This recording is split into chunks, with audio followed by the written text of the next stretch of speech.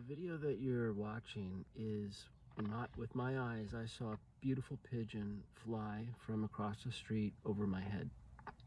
And then when I looked at the video, I'm seeing what you're seeing, which is not a pigeon. Well, it is a pigeon, but it did not look like that. You're seeing see-through wings. You're seeing two lines of energy.